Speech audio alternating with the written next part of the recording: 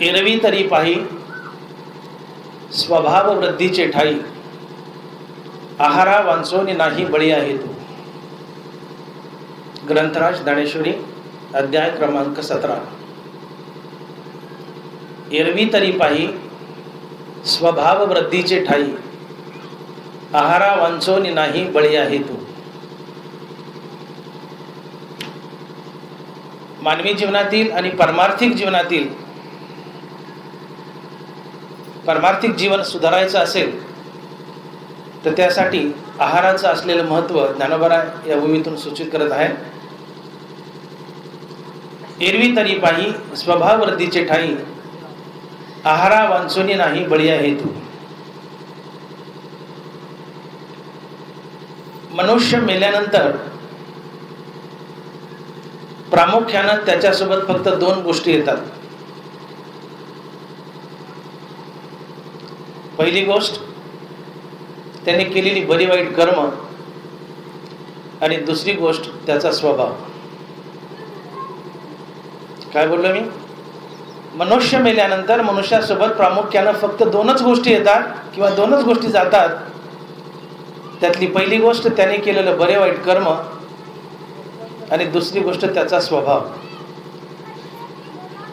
तुम्ही म्हणाल डॉक्टर मोठे साहेब, मनुष्य मेल्यावर त्याच्यासोबत त्याची बरी वाईट कर्म जातात हे आम्हाला मान्य आहे, परंतु मनुष्य मेल्यावर त्याच्यासोबत त्याचा स्वभाव जातो हे जरा आम्ही नवीनच ऐकतोय. आम्हाला थोडं नवीन वाटतं. बरी वाईट कर्म जातात ठीक आहे, पण स्वभाव सोबत जातो थोडं जर आम्हाला नवीन वाटतंय. तर हाच सिद्धांत ज्ञानोबा आज या 17 अध्यायात मांडतायत. 17 अध्यायातली भूमी, त्यावरच थोडंसं चिंतन मांडायचंय. मनुष्याचा स्वभाव हा गुणावर अवलंबून असतो, आणि गुण हे 3 प्रकारचे असतात. म्हणून तुकोबाराय बोलले, प्रकाराचे 3 तुका म्हणे केले जन. हे जगात त्रिगुणानं विणलेलं जाळं आहे.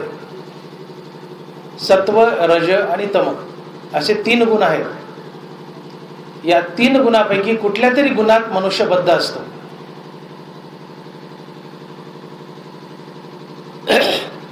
मनुष्य तमोगुणी असेल तर त्याचा स्वभाव तमोगुणी असतो, रजगुणी असेल तर स्वभाव रजगुणी असतो, सात्विक असेल तर स्वभाव सात्विक असतो. माणसाचा स्वभाव गुणावर अवलंबून असतो, आणि गुण हा माणसाला जन्मताच प्राप्त असतो.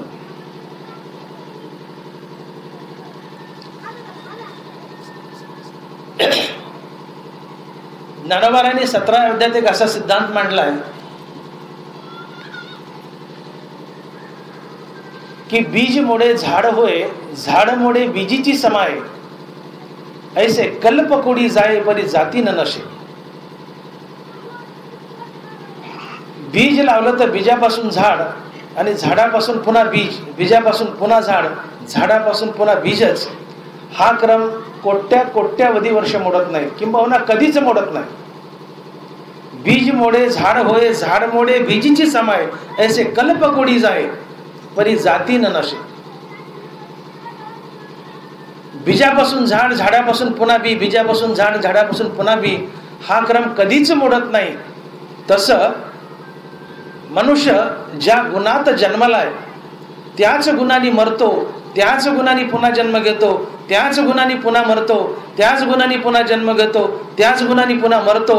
हा क्रम देखील कोट्यावधी वर्ष बदलत नाही, किंबहुना कधीच बदलत नाही. आणि म्हणून ज्ञानोबा बोलतायत की बीज मोडे झाड होय, झाड मोडे बीजीची समाय, ऐसे कल्पकोडी जाय परी जाती न नशे. ये परी अनंत अपारे, होत जात जन्मांतरे, परी त्रिगुणत्व नवे बीजरे प्राणियांचे. बीजापासून झाड आणि झाडापासून बीज हा क्रम जसा कधीच मोडत नाही, तसा मनुष्य ज्या गुणात जन्मतो त्याच गुणात वाढतो, त्याच गुणानं मरतो, त्याच गुणानं पुन्हा जन्मतो, त्याच गुणानं पुन्हा मरतो. हा क्रम देखील स्वतःहून कधीच बदलत नाही. तो बदलतो, पण कसा बदलतो यावरच चिंतन मांडायचं आपल्याला. पण हा क्रम स्वतःहून कधीच बदलत नाही. मनुष्य त्या गुणातच जन्मतो, मरतो, जन्मतो, मरतो. गुण स्वतःहून बदलत नाही. आणि स्वभाव हा गुणावर अवलंबून असतो. जसा गुण तसा स्वभाव. मनुष्य ज्या गुणात जन्माला मरताना तोच गुण स्वभावात घेऊन जातो. सत्व रज तम या 3 गुणापैकी ज्या गुणात जन्माला तेच गुण घेऊन जातो सोबत. मग मरताना ज्या गुणात वाढलाय, ज्या गुणात जन्माला ज्या गुणात वाढलाय, मरताना तोच गुण जर सोबत घेऊन जातो.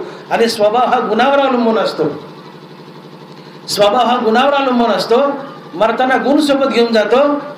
गुण सोबत घेऊन जातो म्हणजे पर्यायाने स्वभावच सोबत घेऊन जातो. आणि म्हणून मी सुरुवातीला विधान केलं की मनुष्य मेल्यानंतर त्याच्यासोबत प्रामुख्यानं जर काय जात असेल तर 2 गोष्टी जातात.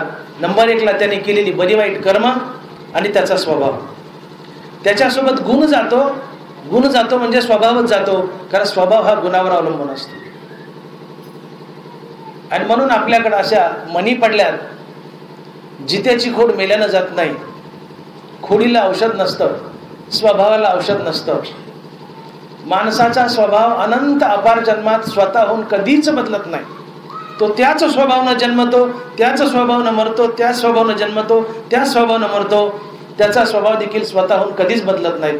आणि म्हणून म्हणतात जित्याची खोड मेल्याने जात नाही. खोडीला औषध नसते, स्वभावाला औषध नसते. स्वभाव बदलत नाही, तो आपल्या सोबत येतो. त्याच स्वभावाने मनुष्य पुन्हा जन्मतो, त्याच स्वभावानं मरतो, पुन्हा जन्मतो, पुन्हा मरतो. हे स्वतःहून कधी बदलत नाही. त्याच स्वभावात तो पुन्हा पुन्हा जन्म घेतो. जसं बीजापासून झाड, झाडापासून बीज हे कधीच बदलत नाही, तसं ज्या स्वभावात आहे त्यांनीच जन्मणार, त्यांनीच मरणार, हे देखील कधीच बदलत नाही. हाच सिद्धांत ज्ञानोबा या 17व्या अध्यायात मांडतात. तुम्हाला एक दृष्टांत सांगतो म्हणजे लक्षात येईल. एका जिल्ह्याच्या ठिकाणी एक मोठे कलेक्टर साहेब होते.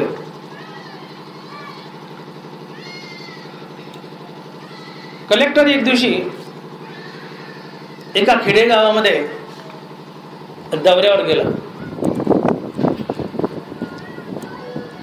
आणि कलेक्टरचं लग्न झालेलं नव्हतं. अविवाहित कलेक्टर होता, बिना लग्नाचा. गावात गेल्यानंतर त्या गावात फिरत असताना कलेक्टरने एक असं दृश्य पाहिलं की एक अतिशय अतिशय सुंदर मुलगी पण फाटक्या कपड्यामध्ये आणि एका घरासमोर भीक मागत होती. दिसायला अतिशय सुंदर, अतिशय सुंदर. तिच्यावर नजर थांबत नाही, इतकी सुंदर तरुण मुलगी पण भिकाऱ्याची होती आणि भीक मागत होती. मी काय बोलतोय? मी विधान असे केले की जित्याची खोड मेल्यानं जात नाही किंवा खोडीला औषध नसते, स्वभावाला औषध नसते. स्वभाव कधीच बदलत नाही, तो पुन्हा पुन्हा आपल्या सोबत येतो. मनुष्य त्या स्वभावाने जन्मतो, त्या स्वभावाने मरतो. स्वभाव स्वतःहून कधीच बदलत नाही. जित्याची खोड मेल्यानं जात नाही. मी असं विधान केलंय आणि याबद्दल मी दृष्टांत सांगतोय की कलेक्टर साहेब गावात आलेत, त्यांचं लग्न झालेलं नाहीये. गावात गल्लीमध्ये त्यांची फेरी चालली आहे आणि एका तरुण मुलीवर नजर पडली. एका घरापुढे भीक मागते, अतिशय सुंदर मुलगी, फाटक्या कपड्यात पण तरी सुद्धा सुंदर दिसते. आणि घरापुढे उभारून म्हणते, वाडग माय तुकडा. काय म्हणते सारखी? वाडग माय तुकडा. हे वाक्य लक्षात ठेवा, पुढे दृष्टांतात कामी येणार आहे. काय म्हणते मुलगी? सुंदर मुलगी, पण काय म्हणते? वाडग माय तुकडा. कलेक्टर साहेब त्या मुलीच्या जवळ गेले आणि हे मुली म्हटली इकडे. ती मुलगी आली. म्हणले का हो साहेब? म्हटले मी अमक्या अमक्या जिल्ह्याचा कलेक्टर आहे आणि तू दिसायला फार छान आहेस. माझं लग्न झालेलं नाही, माझी इच्छा आहे तू माझ्यासोबत लग्न करावं. ती मुलगी म्हणाली, साहेब गरिबाची चेष्टा का करता? मी भिकाऱ्याची मुलगी, मी भीक मागते. तुम्ही कलेक्टर साहेब, माझा अवतार असा, आणि तुम्ही मला माझ्यासोबत कसं लग्न करा? का चेष्टा करता गरिबाची? कलेक्टर म्हटलं, नाही मी चेष्टा करत नाही, मी खरंच बोलते. तू अतिशय सुंदर आहे, माझं मन भाळलंय तुझ्यावर, मला तुझ्यासोबत लग्न करायचं, तू फक्त हो म्हण. ती मुलगी म्हणाली, माझ्या बापाला विचारावं लागेल. म्हणले कुठे बाप? म्हणले ते बाजूच्या घरी भीक मागतोय, समोर दारात. बाजूलाच भीक मागतोय. म्हणले मी या दारात आहे, बाप पुढच्या दारात आहे, ते जा म्हणले माझ्या बापाकडे, बाजूलाच भीक मागतोय. कलेक्टर साहेब बापाकडे गेले त्या मुलीच्या आणि त्या बापाला सांगितलं की मामा म्हणले तुमची मुलगी, लेकरं दाबा मागची, मामा म्हणले तुमची मुलगी अतिशय सुंदर आहे, माझं लग्न झालेलं नाहीये आणि तुमच्या मुलीवर माझं मन गेलंय, माझं लग्न झालेलं नाही, तुमची मुलगी मला द्या, मला तिच्यासोबत लग्न करायचंय. बापाही त्या मुलीसारखाच म्हणलं की कलेक्टर साहेब काय बोलायले तुम्ही? कोण मोठे साहेब? म्हणले आम्ही गरीब भिकारी माणसं, फाटक्या कपड्यातले, आणि काय माझ्या मुलीची चेष्टा करता? म्हणले तुम्ही कसं लग्न करणार? म्हणले नाही नाही मला करायची, तुम्ही फक्त हो म्हणा. बाप म्हटला ठीक आहे, मुलीचं कल्याण होते, देऊन टाका. बापाने ती मुलगी देऊन टाकली. मुलीचं लग्न झालं. आता कलेक्टर साहेब त्या मुलीला घेऊन जिल्ह्याच्या ठिकाणी गेले. आता साहजिकच मास्तर म्हणलं की बायको मास्तरीन, डॉक्टर म्हणलं की बायको डॉक्टरीन, फुकटात. काही शिक्षण न घेता फुकट डिग्री असते. तसं कलेक्टर म्हणलं की बायको कलेक्टरीन, फुकटात या कलेक्टरीन बाई झाल्या. 4-6 महिने आनंदाने सुखाने संसार केला. पुढे संक्रांतीचा सण आला आणि कलेक्टर बाईंनी गल्लीतल्या सगळ्या बायका हळदी कुंकाला बोलवल्या. आता बायका हळदी कुंकाला बोलवल्या, हळदी कुंकू लावलं, चहा पाणी झालं, नाश्ता वगैरे जे काय असेल ते, आणि उखाणे घ्यायचा कार्यक्रम चालला. सगळ्या बायांनी उखाणे घेतले. मग बाया म्हणल्या आता कलेक्टर बाई तुमचा नंबर आलाय, तुम्ही घ्या उखाणं. आता आम्ही घेतलं. मग कलेक्टर बाईची पाळी आली. मग कलेक्टर बाई उखाणं घ्यायला लागल्या. मग कलेक्टर बाईने उखाणा सुरू केला. कलेक्टर बाई म्हणते, माझ्या नवऱ्याचा लई सुंदर मुखडा, माझ्या नवऱ्याचा लई सुंदर मुखडा, माझा नवरा कलेक्टर, वाडग माय तुकडा. माझा नवरा कलेक्टर, वाडग माय तुकडा. याला म्हणतात जितेची खोड मेल्याने जात नाही. खोडीला औषध नसतंय, स्वभावाला औषध नसतंय. स्वभाव बदलत नाही स्वतःहून कधीच बदलत नाही. खोडीला औषध नसतं. आता कलेक्टरची बायको झाली ना, साहेबींसारखं राहावं ना थाटामाटात, हा, पण ती भीक मागायची सवय लागलेली, भिकाऱ्याच्या पोटची. सुंदर आहे पण भिकारीच्या पोटची आहे, भीक मागायची सवय लागलेली आहे. तर कलेक्टरची बायको झाली तरी उखाणा बी वाडग माय टोकडा. काय उखाणा दुसरा सापडत नव्हता का? पडिले वळण इंद्रिया सकळा, भाव तो निराळा नाही तुझ्या, वाडग माय टोकडा. खोडीला औषध नाही, स्वभावाला औषध नाही, स्वभाव बदलत नाही.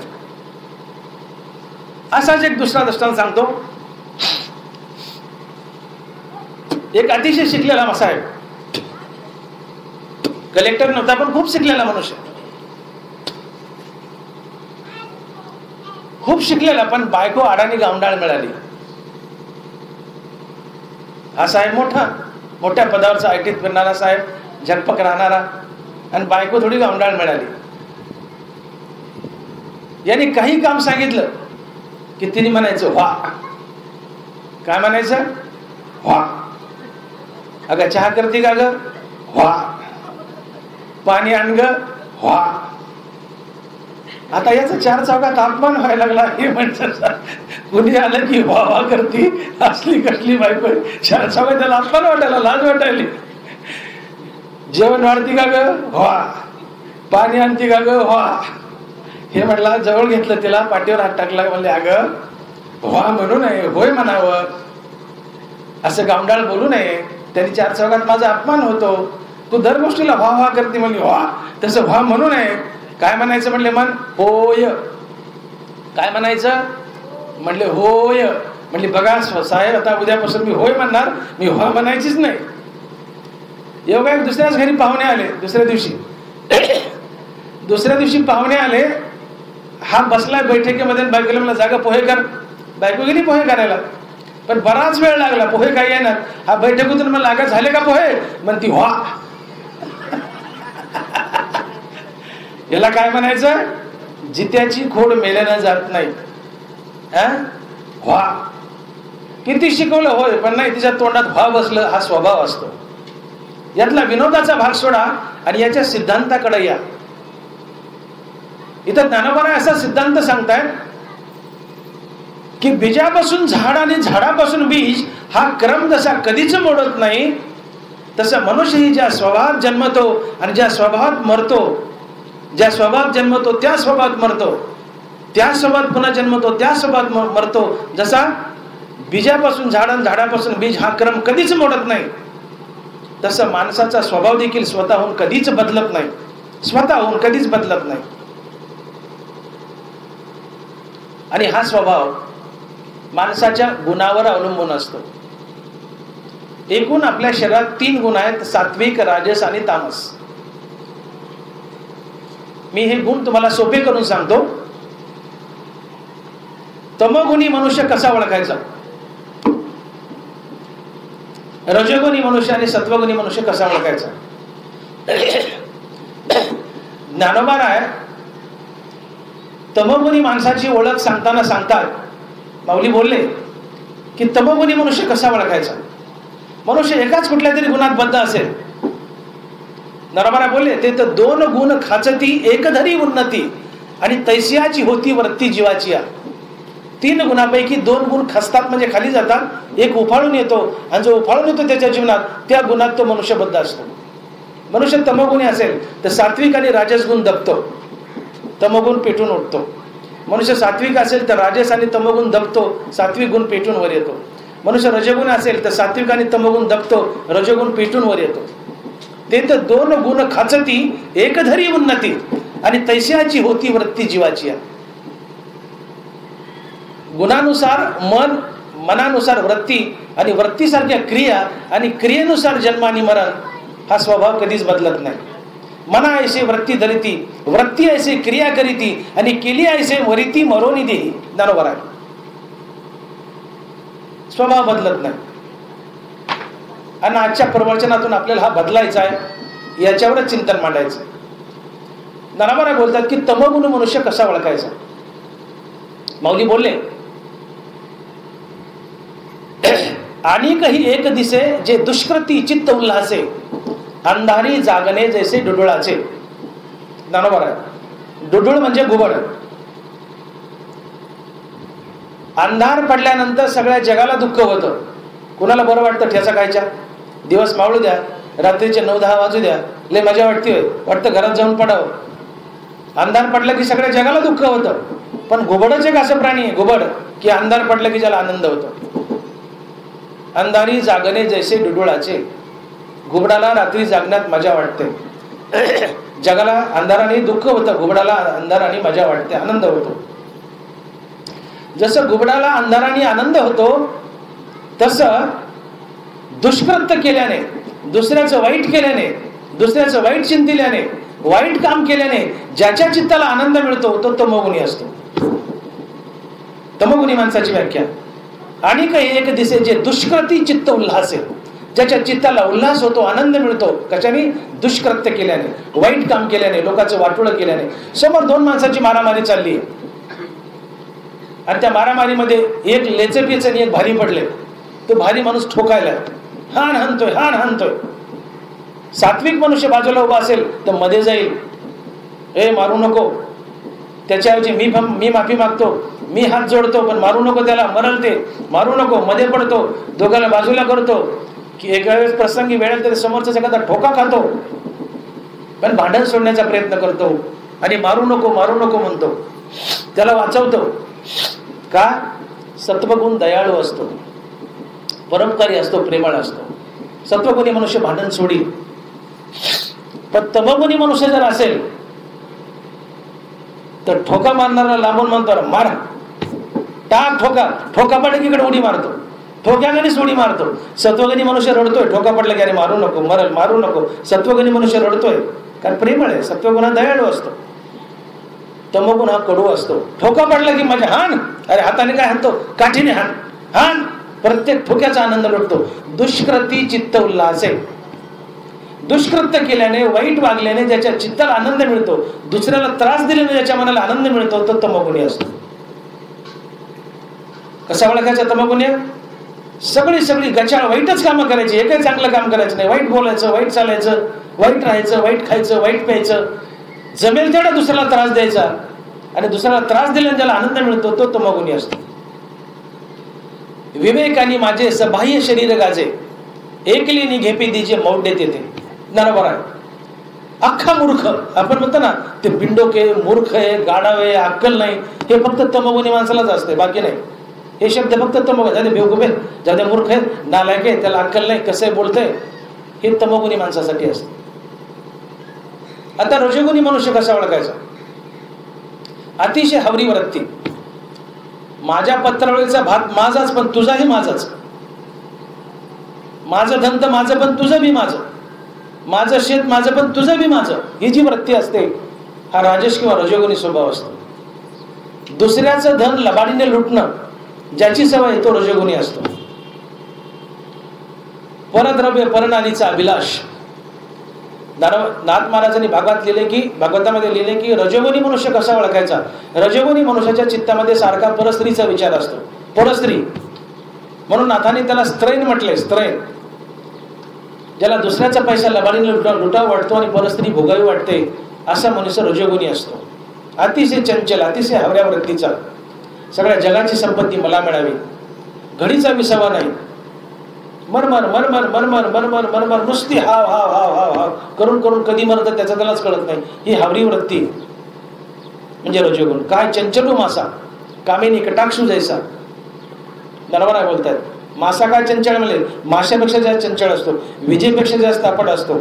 असा सारखा धावपळ धावपळ, इथं बसू का जत्राला जाऊ, बेचैन.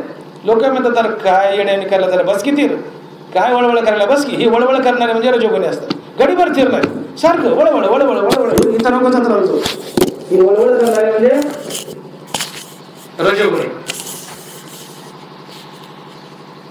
आता सत्वगुणी. सत्वगुण हा दयाळू असतो, प्रेमळ असतो, मायाळू असतो, परोपकारी असतो, भगवत भजनात वावरणारा असतो, हरिभक्तीत वावरणारा असतो, परमार्थात वावरणारा असतो, देवाच्या दिशेने जाणारा असतो, परोपकारी असतो, जमल तेवढी माया मदत करणारी असतो, दुसऱ्यासाठी झिजणारा असतो आणि ही एकही चूक न करणारा असतो. दोषादोष विवेकी, इंद्रियेची होती पारकी, नियमो वारे पायकी ओळख येते. बरोबर आहे. आपल्या हातून एकही दोष घडू द्यायचा नाही. वाती पुढे काळोखे पळू लागे जैसे, निषिद्ध इंद्रिया तैसे सामोरे नाही. प्रकाशापुढे अंधार जसा पळून जातो, तसा सत्वगुणापुढे दुष्गुण, दुष्टगुण, वाईटगुण हे आपोआप पळून जातात. विवेक त्याचा वाटाडे असतो आणि विवेक त्याला हमेशा सन्मार्गाने घेऊन जातो, चुकीच्या दिशेने जाऊ देत नाही. चुकीच्या दिशेने चालला तर विवेक टोकतो, त्या चुकीच्या दिशेने जाऊ नको, मी तुझा वाटाडे आहे. हमेशा विवेक त्याला सन्मार्गाने घेऊन जातो. आणि ज्याच्या मनात एकच इच्छा असते की भगवंताची प्राप्ती, देवाचं नाव, हरी आणि हरिनाम याची ज्याला प्रीती आहे, जो सज्जन आहे, वागायला चांगला आहे, परोपकारी आहे, जगासाठी जगतो, सातत्यानं दुसऱ्यावर उपकार करतो, मायाळू असतो, प्रेमळ असतो, तो सत्वगुण असतो, तो सात्विक असतो. आणि म्हणून जसे गुण सात्विक, राजस आणि तामस, तसा माणसाचा स्वभाव. पहिला तमगुण, दुसरा रजगुण आणि तिसरा सत्वगुण. तर यातले रजगुण आणि तमगुण हे नास्तिक वृत्तीचे असतात, यांना देव आवडत नाही. आज मला सांगा, या कुर्ल्यामध्ये कमीत कमी 3-4 हजार लोकसंख्या असेल ना? किती असेल? मला गणित नाही येत, पण 3-4 गणित येत नाही म्हणजे तुमच्या गावातलं गणित कळत नाही लोकसंख्येचं. 3-4 हजार हलक्या हाताने. 4000 लोकसंख्येत इथं मोजून 40 माणसं. का? इथं न येणारा हा रजगुणी तमगुणी असतो, त्याला देव आवडत नाही. तुम्ही म्हणताल साहेब संध्याकाळी कीर्तनाला लय मोठे येतात, ते मजा बघायला येतात, झगमगाट बघायला येतात, ते बी ऐकायला आलेले नसतात. याचं कारण काय? की तमगुण आणि रजगुण यांना देव आवडत नाही. हमेशा हमेशा वाईटावर नजर, वाईट करणं, वाईटाकडे जाणं, त्यांना देव आवडत नाही. आणलाही एखादा जबरदस्ती आणलाही तमगुणी रजगुणी तर तुकोबाराय म्हणले, निद्रा घे लोडासी टेकोनिया, बलात्कार्य जरी आणला कथेसी, निद्रा घे लोडासी. खांब धरतो एखादा, तुम्हाला नाही म्हणत मी, पण खांब धरतो एखादा आणि खांबाला टेकतो, सनाट झोप आणतो. निद्रा घे लोडासी, बलात्कार्य जरी आणला कथेसी, निद्रा घे लोडासी टेकोनिया.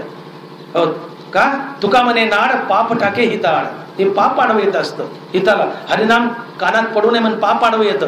इथं आणलं इतर ते झोपतं, झोपले काय हरिनाम कानात जाणार आहे, ते पापीच आहे, ते पाप आडवं येतं, कानात हरिनाम शिरू देत नाही. रजगुण आणि तमगुण अतिशय दुष्ट असतात, विकारी असतात आणि तुम्हाला देवापासून दूर नेतात, परमार्थापासून आणि हरिनामापासून, कथेपासून दूर नेतात आणि तुमचं वाटोळं करतात. उरला फक्त सत्वगुण की जोच एकटा फक्त तुम्हाला देवाच्या दिशेने नेतो, परमार्थाच्या दिशेने नेतो, हरी आणि हरिनामाच्या दिशेने नेतो आणि देवाची प्राप्ती करून देतो. आणि म्हणून तुम्हाला देव भेटावा असं वाटत असेल, संतपद मिळावं वाटत असेल, परमार्थ कडीला जावं वाटत असेल, तर तुम्हाला सर्वांना सात्विक बनणं आवश्यक आहे. कारण सत्वगुणातूनच देवाची प्राप्ती आहे, आत्मज्ञानाची प्राप्ती आहे, रज आणि तमगुणातून नाही. म्हणून त्यांना मला म्हणले, म्हणून बारे अर्जुना येत सत्वाची हेतू ज्ञाना, जैसा का दीनमाना सूर्य हा पै. दिवस उगवण्याला जसा सूर्यच कारणीभूत आहे, तसं देवाच्या प्राप्तीला फक्त सत्वगुणच कारणीभूत आहे, दुसरं कोणी नाही. सत्वगुणाशिवाय देव भेटत नाही. आणि सत्वगुण हा फुकट मिळत नाही, हा फुकट मिळत नाही. रज आणि तम टाकून सत्वगुण आपल्या जीवनात आणायचा असेल तर तो आवर्जून आणावा लागतो, सायासानं आणावा लागतो, कष्टानं आणावा लागतो. आणि हाच सत्वगुण जो देवाची भेट घालून घेतो तो आपल्या जीवनात यावा असं वाटत असेल तर ज्ञानोबा आजच्या भूमीत सांगतायत की सत्वगुण आपल्या जीवनात यावा. आणि सत्वगुण आला की आपला स्वभाव सात्विक बनतो आणि या सात्विक स्वभावात वरचेवर वाढ होते. ही वरचेवर वाढ व्हावी सात्विकतेची आणि स्वभावाची, तर यासाठी बलवान साधन जर काय असेल तर ते सात्विक आहार किंवा शुद्ध शाकाहार. आणि म्हणून ज्ञानोबा बोलतात आजच्या भूमीमध्ये, एरवी तरी पाही स्वभाव वृद्धीचे ठाई, आहारा वांचोनी नाही बळीया हेतू. काय म्हटलं ज्ञानोबांनी? एरवी तरी पाही स्वभाव वृद्धीचे ठाई, आहारा वांचोनी नाही बळीया हेतू. तुम्हाला सत्वगुणाशिवाय देवाची भेट नाही, परमार्थ सफल नाही. सत्वगुणाची वाढ फक्त शुद्ध सात्विक शाकाहारातूनच होते असा दावा या वहीतून ज्ञानोबा करताय की तुमचा स्वभाव जर तुम्हाला सात्विक बनायचा असेल की ज्याने देव भेटतो, तर त्यासाठी सर्वात बलवान साधन जर काय असेल तर शुद्ध शाकाहार अर्थात सात्विक आहार. स्वभाव सात्विक बनवण्यासाठी ज्ञानोबांनी 3 गोष्टी सांगितल्यात, पण बाकीच्या 2 गोष्टी नंबर 2 ला ठेवल्यात. नंबर 1 ला सांगितली शुद्ध शाकाहार, नंबर 2 ला सांगितली सज्जनाची संगती आणि नंबर 3 ला सांगितले हरिनाम. हरिनाम शेवटी ठेवले ज्ञानोबांनी. हरिनामाला जे हरिनाम सगळ्यात वर असते ठिकठिकाणी, अव्वल नंबरला हरिनाम असते कुठेही, पण इथं स्वभाववृद्धीला ज्ञानोबांनी अव्वल नंबरला नंबर 1 ला आहार ठेवला, जेवण आहार, आणि नंबर 2 ला सज्जनाची संगती आणि हरिनाम. म्हणून धरावा तैसा संगू जेने पोखे सात्विकाचा लागू, सत्वर्तीचा भागू आहारो घेपे. एरी तरी पाही स्वभाववृद्धीचे ठाई, आहारा वांचोनी नाही बळीया हेतू. आहार शुद्धी, आपण काय खातो, कुणाचं खातो, याला फार महत्व असतं आणि त्यानुसार आपला स्वभाव असतो, आपलं चित्त असतं.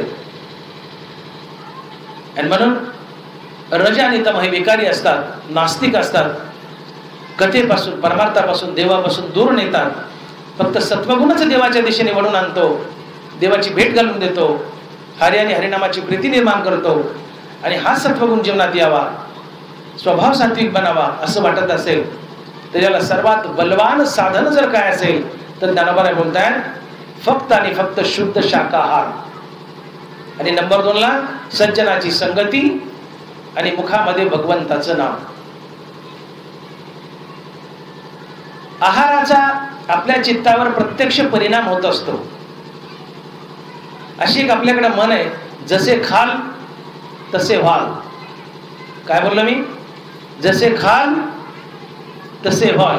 जसं अन्न तसं मन, जसं अन्न तसं मन. तुम्ही जसं खाल, जे खाल ते अन्नासारखा तुमचा स्वभाव बनत असतो. आणि म्हणून खाताना काय खावं आणि कुणाचं खावं याला फार महत्व आहे. कुणाचं खावं, याला काय खावं हे तर आहेच, पण कुणाचं खावं याला सुद्धा महत्व आहे. कुणाचंही खाऊ नये, काय खावं आणि कुणाचं खावं हे फार महत्वाचं आहे. दरबारा बोलले की आहाराचा प्रत्यक्ष आपल्या चित्तावर परिणाम होत असतो. माऊली म्हणतात, पाहे पाहे विरा सावधची घे मदिरा, तो होऊन ठाके माजिरा जी बनी. एखादा सावध मनुष्य चांगला बोलतोय, गप्पा मारतोय, पण दारू पिला.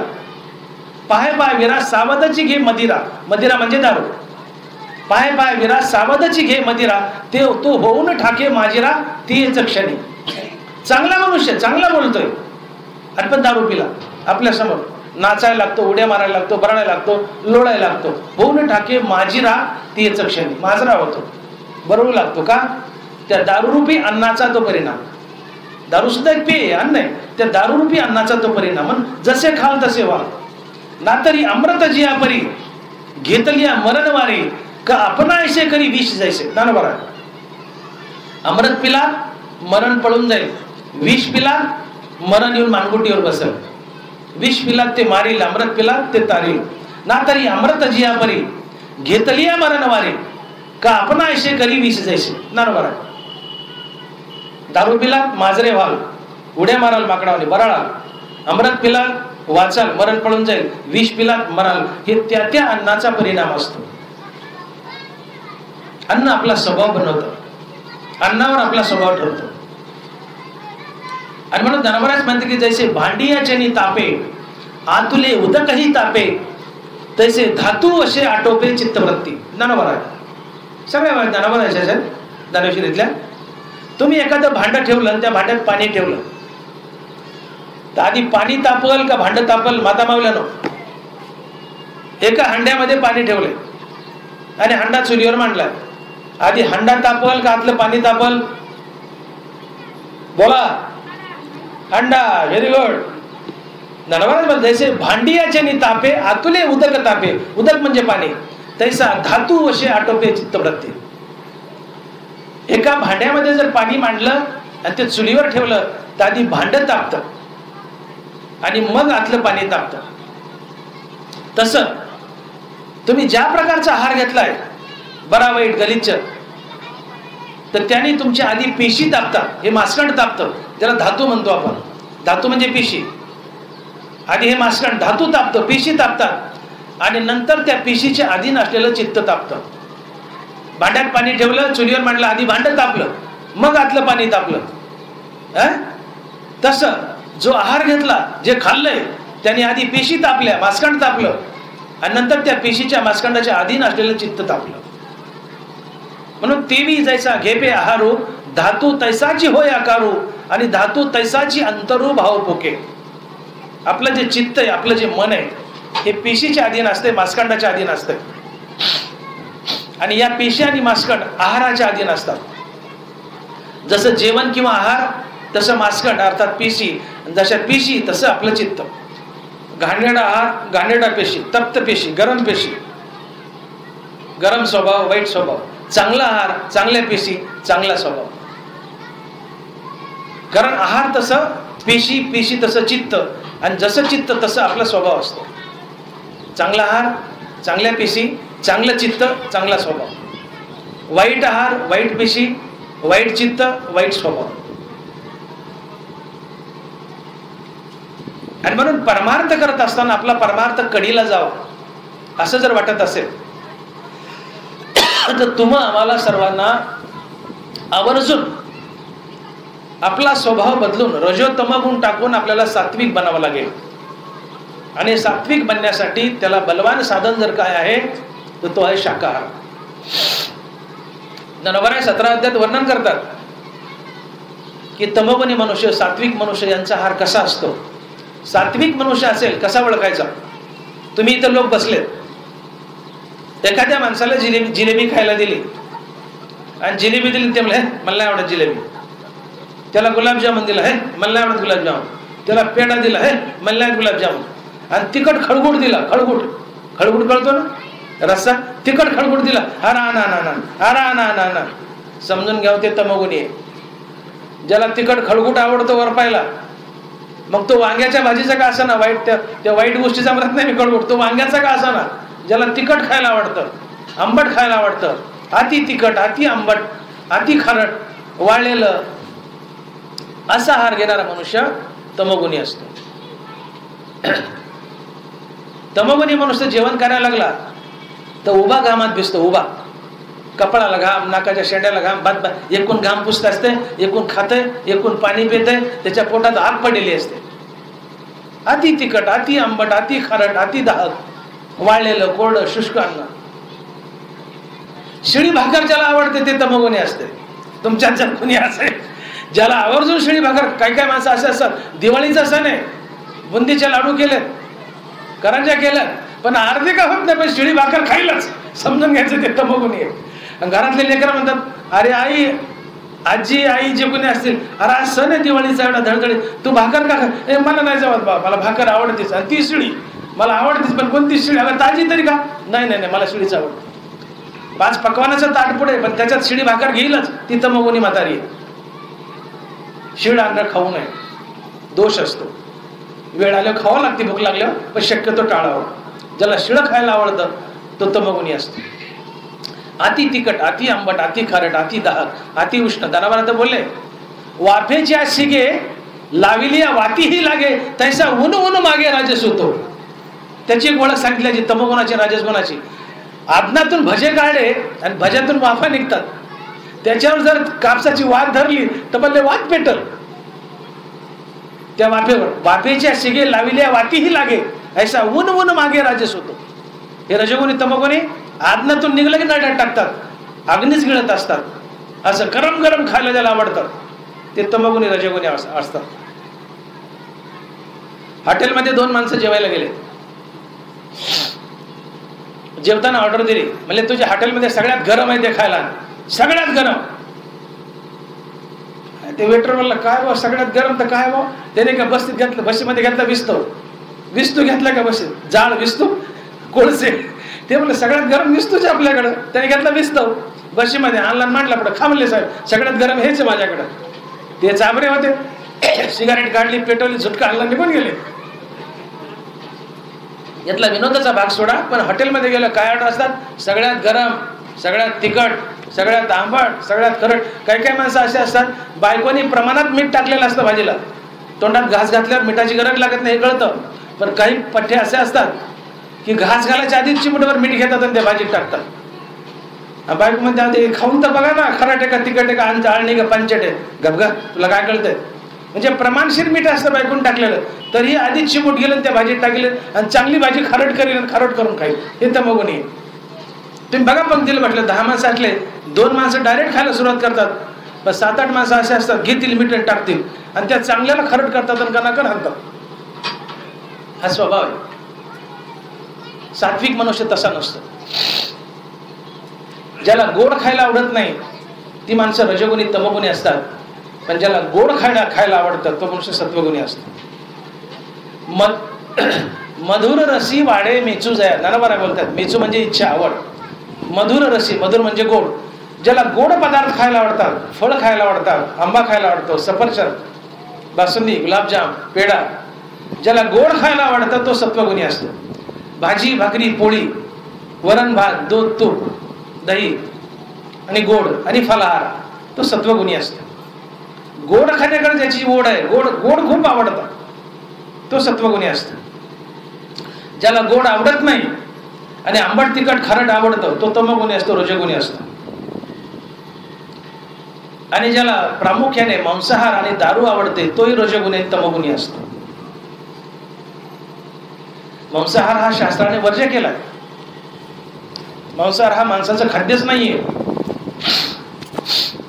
नाथ महाराज मांसाहार करणाऱ्याबद्दल बोलले, आवडी खावया मांसा या स्वर्गाची आशा, जे करीती पशु हिंसा तया पुरुषा अधपतन नरकवास. ओवीकडे लक्ष द्या. आवडी खावया मांसा या स्वर्गाची आशा, जे करीती पशु हिंसा तया पुरुषा अधपतन नरकवास. मांस खाणाऱ्या माणसाला नरकाशिवाय गती नाही हे नाद बोलतायत पैठणचे भागवतात. तो नरकालाच जाईल, नरकालाच जाईल.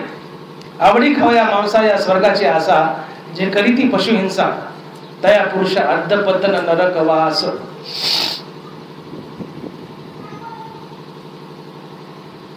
मांस हे माणसाचं खाद्य नाही. शास्त्रानं बंधन घातले, नियम आमच्यासाठी लावलेत. माणसं म्हणतात जनावर खात नाहीत का, वाघ शेळी खात नाही का, लांडगा शेळी खात नाही का, मग मी खाल्लं पण काय बिघडलं. तो लांडगा आहे, ते जनावर आहे, तू जनावर आहेस का. तुला शास्त्राने नियम घालून दिले. बस स्टँडला बोर्ड लावला होता, बाथरूम मध्ये जाऊन लघवी करा, कान्याकोपऱ्यात लघवी गेली तर 50 रुपये दंड. ते वाचूनही एक मनुष्य गेला आणि कोपऱ्यात जाऊन लघवी केली बस स्टँडवर. पोलीस आला, गचोऱ्याला धरलं, पावती फाडली, चल काढ म्हणले 50 रुपये. वाचून सुद्धा लघवी केलीस म्हणले, काढ 50 रुपये, पावती फाडली. तेवढ्या ते घोड्याचा टांगा आला, घोड्याचा टांगा बस स्टँडवर, त्या घोड्याने लघवी गेली. ते माणूस बदमाश म्हणले, पोलीस साहेब, कॉन्स्टेबल, त्या घोड्याकडून 50 रुपये घ्या म्हणले. आता त्या घोड्याने लघवी गेले, म्हणले घ्या 50 रुपये. म्हणले गाढवा ते जनावर आहे, तू माणूस आहेस. नियम माणसाला आहेत, घोड्याला जनावराला नाही. तुम्ही माणसं आहेत, नियम माणसाला आहेत. वाघ शेळी खातो, हरण खातो, पण तो जनावर आहे, त्याला नियम नाहीये. नियम माणसाला आहे, घोड्याला नाही, आम्हाला आहे. घोड्याला काय कळतं, कुठे की करेल, पण तू माणूस आहे, त्या कोपऱ्यात करू नको, बोर्ड लावलाय, तुला 50 रुपये, घोड्याला नाही, दंड नाही, तुला आहे. नियम माणसाला आहे आणि नियम वेदांना घालून दिले.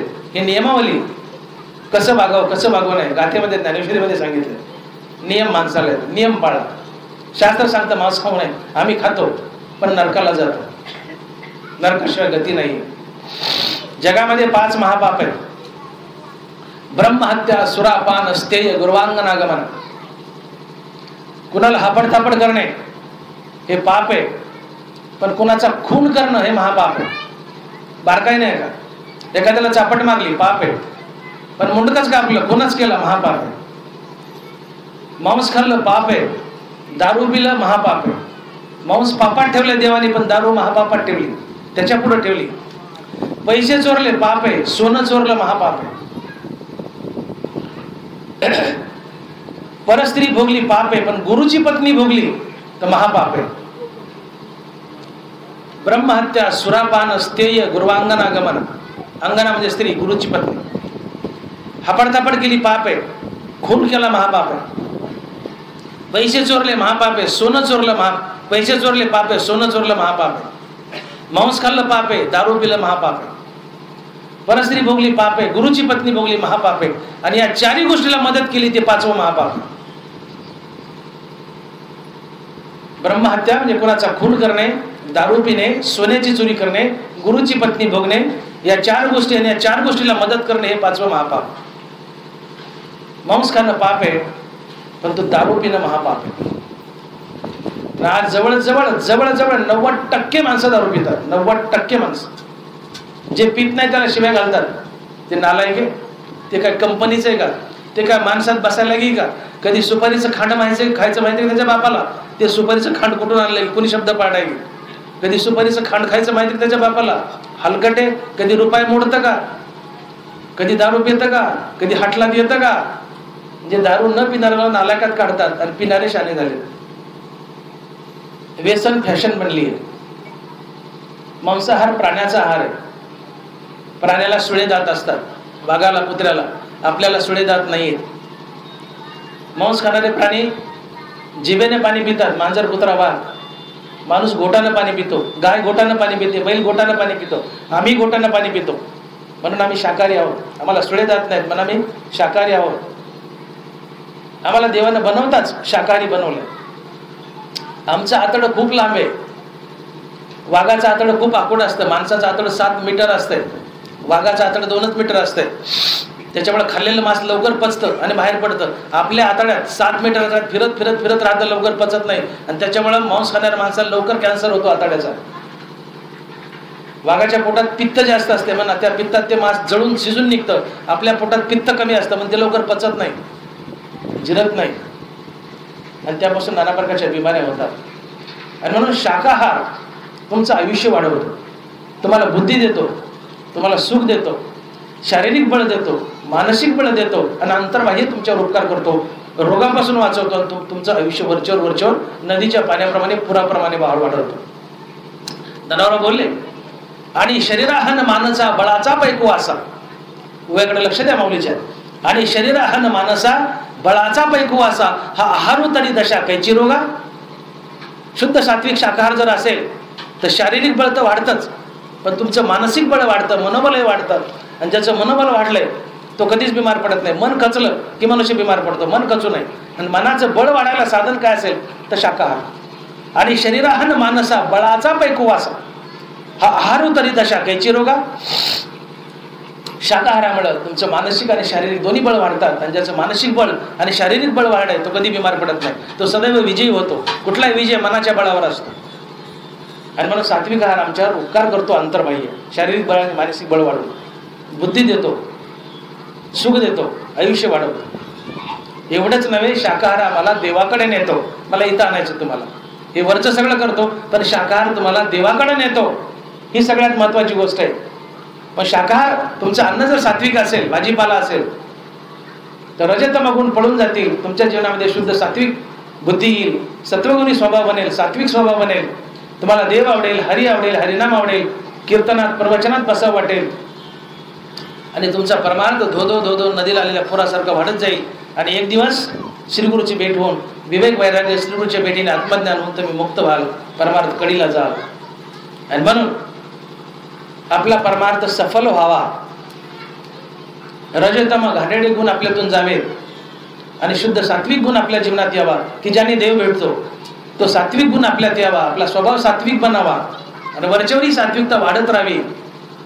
तर याला बलवान साधन जर काय असेल तर ज्ञानोबा सांगतात शुद्ध शाकाहार अर्थात सात्विक आहार. म्हणून माऊली म्हणतात एरवी तरी पाही स्वभाव वृद्धीचे टाही, आहारा वांचोनी नाही बळी आहेत. आहार शुद्धी करा, देव लवकर भेटेल. आहार शुद्धीने शाकाहारानं सात्विक स्वभाव बनेल, सात्विक स्वभाव देवाकडे खेचून नेतो आणि देवाची भेट घालून देतो. सात्विक आहार करा, परमार्थ लवकर सफल होईल. आता दुसरा मुद्दा असा आहे की शाकाहारामध्ये आम्ही सफरचंद खातो, सफरचंद गोड लागले म्हणून रोजच भसकू नये, याची सुद्धा मर्यादा पाळावी. जनावरांनी जागोजाग बंधनं घातली. आहार तरी सेविजे परी युक्तीचे नि मापे मविजे आणि क्रिया जात आचरिजे तयाच स्थिती. तुकोबारायचा अभंग. आहार तरी सेविजे परी युक्तीचे नि मापे मविजे, बॅलन्स. युक्ती म्हणजे बॅलन्स. मपेला बोली बोलीजे कमितला पावली चालीजे, निद्रेही मान दीजे अवसरे एके.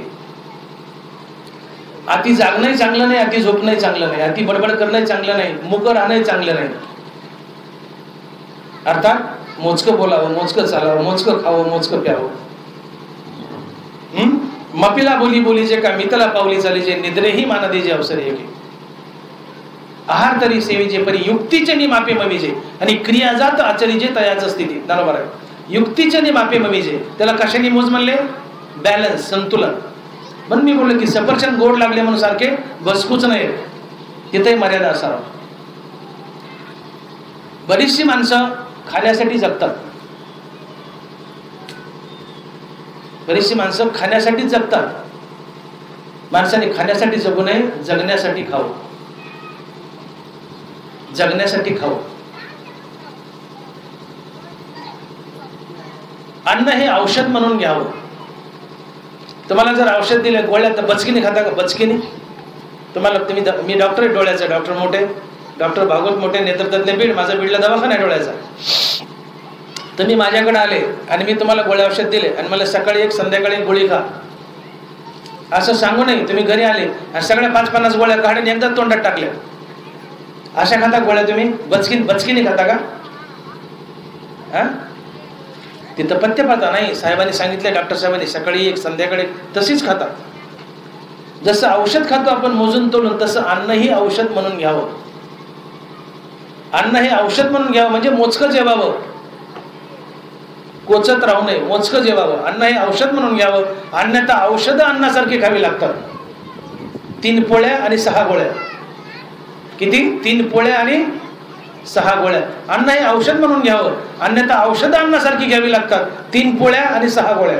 पोळ्या 3 पण गोळ्या 6. मला गोळ्या खाऊ. कारण भाजीपेक्षा जास्त अन्न खाल्लं तर ते विश्व तर मारक ठरतं. अन्नच जीविता कारण असे पंडूसुता. अन्न हे तारक आहे, पण भाजीपेक्षा जास्त खाल्लं तर मारक आहे, म्हणून ते मर्यादित असावं. पोटाचे अंदाजे 4 भाग करावे. पहिले 2 भाग अन्नाने भरावे, 3रा भाग पाण्याने भरावा, 4था भाग रिकामा ठेवावा. अंदाजे, तिथे काय पट्टी लावायची नाही, अंदाजे. पोटाचे 4 भाग, पहिले 2 भाजी भाकरीने, 3रा पाण्याने, 4था रिकामा. आणि वरच्या रिकाम्या भागात हवा असते पोटात. आणि 3 भाग भरले, 4थ्या भागात ते अन्न चाललं की ते अन्न ते हवेला रेटतं आणि ढेकरेच्या रूपात ती हवा बाहेर येते. माणसाला ढेकर येतो. ढेकर आलं की जेवण थांबावं, तो इशारा असतो, आता तू थांब. ढेकर आलं की थांबावं, तो इशारा असतो की आता तू थांब. पण काही माणसं ढेकर आली तरी त्या हवेला म्हणतात निघ बाहेर. खात जातात, जिथं वर हवा असते त्या डोक्याला वर फंडस म्हणतात त्याला, पोटाचं स्टमक, तिथपर्यंत खात जातो, ते हवेला बाहेर काढतो आणि शेवटी ते अन्न नलिकेमध्ये येतं. नलिकेमध्ये, अन्न नलिकेमध्ये लग्नाची पंगत बसली. पोटभर जेवलाय, पोटगाच भरलंय, खात ते अन्न शेवटी घशापर्यंत आलं, एवढं क्वचित राहिलंय. असे हात लावले दोन्ही, वाड्याला म्हणतो टाक. वाड्याला म्हणतोय टाक, गच ढिगल लावलाय. वाड्याला टाक म्हणताना याचं तोंड उघडायचं. त्या वाड्याने पाहिलं सर याच्या तोंडापर्यंत जिलेबी भरली, जिबीपर्यंत. हा घालतो तरी कुठे एवढी जिलेबी आता. वाड्याला पंचायत पडला. हा टाकच म्हणतो. वाड्या म्हणतो आ कर बरं. वाड्या म्हणला आ कर बरं. त्याने आ केलं. अरे म्हणले जिबेपर्यंत जिलेबी आली ना, खातो किती? ते म्हणलं तुला माहिती आहे जिलेबी कशी तयार करतात? म्हणले कशी? म्हणले असे पिढे असतात आणि त्या पिढ्याच्या मध्ये सांद असते, त्याच्यात टाक म्हणले. त्या जिलेबीच्या सांदीत टाक म्हणले, पण टाक. दृष्टांत हा विनोद म्हणून घ्यायचा असतो आणि विनोद झाला की सोडून द्यायचं. त्याच्या सिद्धांताला पकडायचं असतं. शेंग फोडली, टरपल फेकून देतो, शेंगादाणा खायचा असतो. तर तो दृष्टांत सांगितला तो दृष्टांत ऐकायचा, हसायचं, सोडून द्यायचा, पण त्यातला सिद्धांत पकडायचा. सिद्धांत काय? अन्न औषध म्हणून खावं, हा सिद्धांत आहे. त्या जिलेबी खाणाऱ्यासारखं जिभेपर्यंत येईपर्यंत जिलेबी खाऊ नये, हा दृष्टांत आहे. त्यातून उचलायचं काय? अन्न मोजकं खाऊ, अन्न औषध म्हणून खाऊ, हा सिद्धांत आहे. आज अशी परिस्थिती आहे की उपासमारीने माणसं तेवढं मरत नाहीत जेवढं जास्त खाल्ल्यानं मरतात. आज समाजामध्ये 50% लोकांना डायबिटीज झालाय. कारण काय माहितीये? वाजीपेक्षा जास्त खाणं, बैठकीचा व्यवसाय, कवडीचं काम नाही. पहिल्या काळामध्ये बाया पहाटे उठून दळायच्या, सगळा स्वयंपाक जात्याच्या पिठावर असायचा. 10-20 लोकांचं खटलं असायचं. गिरणी नव्हत्या, काबाड कष्ट होतं. गडी शेतात काबाड कष्ट, बायका घरात काबाड कष्ट. काबाड कष्ट राहिलं नाही. शहरात तर नाहीच नाही. प्रत्येक कामाला बाई आहे. बाई रोगानं सडू लागली. 30 वर्षी 40 वर्षी साखर वाढते, डायबिटीस होतो, पटापट लवकर मरण यायला लागले. वाजीपेक्षा जास्त खाणं घातक आहे. पण मी बोललो की कमी खाल्ल्याने एवढी माणसं मरत नाहीत जेवढं जास्त खाल्ल्यानं मरतात. गरीबाला पंचायत आहे काय खावं, श्रीमंताला पंचायत आहे काय खावं. काय बोललो मी? गरीबाला पंचायत आहे काय खावं आणि श्रीमंताला पंचायत आहे काय खावं. त्या टेबलावर एवढं मांडलेलं असतं काय खावं. आज सगळंच खाण मरणं 2 दिवसांनी मरत सगळंच खा. काय खावं. मोठी मौज आहे. काम करत नाही, लेकीवाळी काम करणार, पोरं काम करणार, नुसते चकाट्या आहेत. शिक्षणानं नुसते बेकार, कामाची वृत्ती राहिली नाही. 50 माणसं चव्हाट्यावर उभे असतात चौकामध्ये आणि चर्चा असते. अरे गडी मिळणारे कामाला, एकच चर्चा, कामाला गडी मिळणारे 50 पोर आहेत तरनेबाण, आणि गडी मिळणारे कामाला अरे तुम्ही बायका आहेत का, तुम्ही करा ना काम. गडी मिळणारे कामाला आणि तुम्ही 50 पोर आहेत ना, तुम्ही करा ना काम. दुसऱ्याने करा, मला करायचं नाही, ही वृत्ती झाली.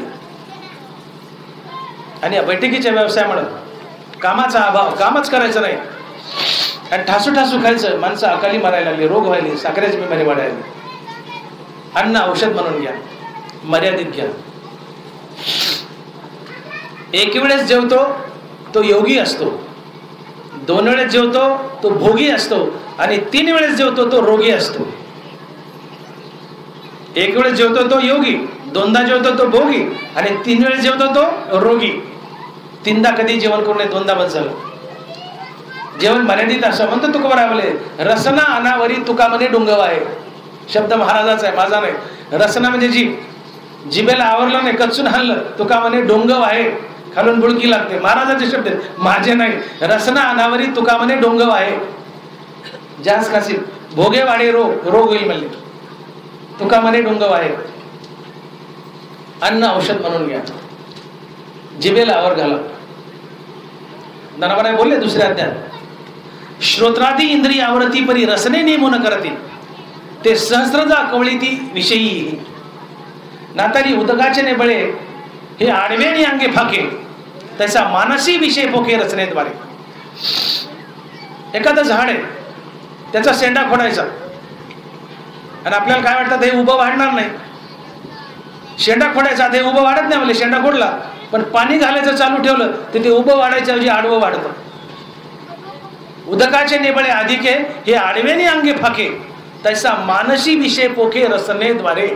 बरोबर आहे, मुद्द्याकडे लक्ष द्या. झाडाचा शेंडा खोडला आणि मुळाला पाणी घालत राहिला, ते उभं वाढायचं ऐवजी आडवं वाढतं, आडवं वाढतं. तसं माऊली म्हणाले, श्रोत्रादी इंद्रिय आवरती, कानाला, डोळ्याला, नाकाला आवर घातला पण जिभेला आवर घातला नाही. जिभेची चटक चालू राहिलीच, चमक ममक खात राहिले चटकदार, तर मानसी विषय पोखे रसनेद्वारे, या जिभेतून, जिभेच्या चोचल्यातून, चटकदार खाण्यातून विषय वासना बळावतात आणि तुम्हाला देवापासून दूर नेतात आणि परमार्थात बाधा आणतात. मानसी विषय पोखे रसनेद्वारे. म्हणून पळी बेसनात फिरली काय आणि श्रीखंडात फिरली काय, तिला सुख दुःख नसतं. बघा तुम्ही, पळी घ्या, एका कडेत श्रीखंड आणि एकात बेसन घ्या, फिरवा. पळी बेसनात फिरली काय आणि श्रीखंडात फिरली काय, तिला सुख दुःख नाहीये. तसं जेवताना जिभेला रसस्वाद जरूर व्हावा, पण सुख दुःख होऊ नये. आज भाजी चांगलीच झाली, आज भाजी वाईटच झाली, हे चोचले असतात. जेवताना चोचले नको. जे पुढं बायको वाढेल ते गटागटा हाणायचं आणि मोकळं व्हायचं, तो खरा परमार्थिक असतो, त्याचा परमार्थ कडीला जातो. तिथं नाटकन चोचले नको. आज खारटच झालंय, आंबटच झालंय, चटकच नाही, मजाच नाही, भाजीत झटकाच नाही, ती भाजी तुझा खटका करते. अन्न चव घेऊन खाऊ नका. अन्न चव घेऊन घाललं की जिभेचे चोचले, आणि जिभेचे चोचले पुरवले की नानाबार बोलतात. तसा मानसी विषय पोखे रसनेद्वारे. रसना म्हणजे जीभ. जिभेतून विकार वाढतात, जिभेची चवना, जिभेचे चोचले कमी पुरवा. मोठी मजा आहे. समजा आता मी परमार्थिक आहे, मी आज महाराज म्हणून तुमच्या गावात आलोय. तुम्ही सगळे माझं प्रवचन संपलं तुटून पडताल माझ्यावर. डॉक्टर साहेब चला ना घरी चहाला, डॉक्टर साहेब चला ना घरी चहाला, करा ना आज मुक्काम. समजा माझं कीर्तन आहे, माझं कीर्तन आहे, प्रवचन झालं दुपार, माझं कीर्तन आहे.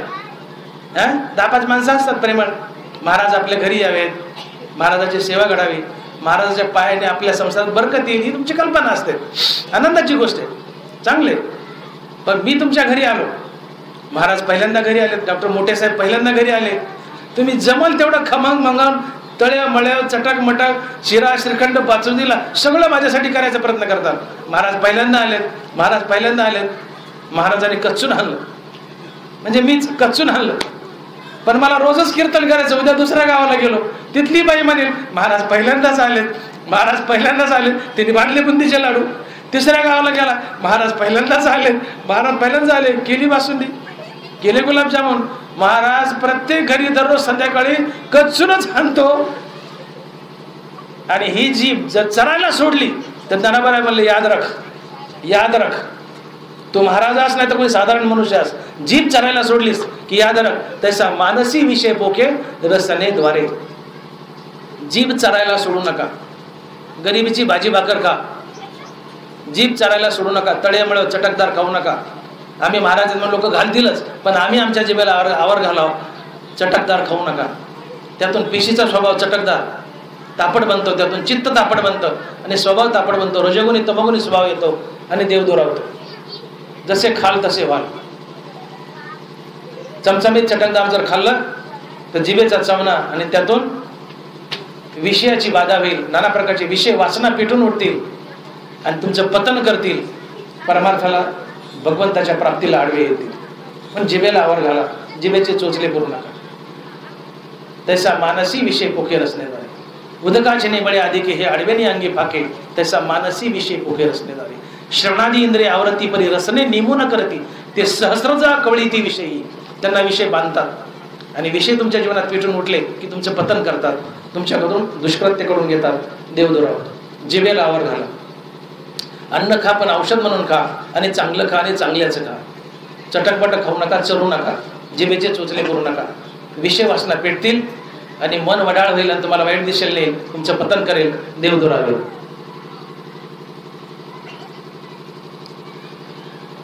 लक्ष्मणाने प्रभू रामचंद्राला सांगितलं की देवा मला आत्मज्ञान द्या.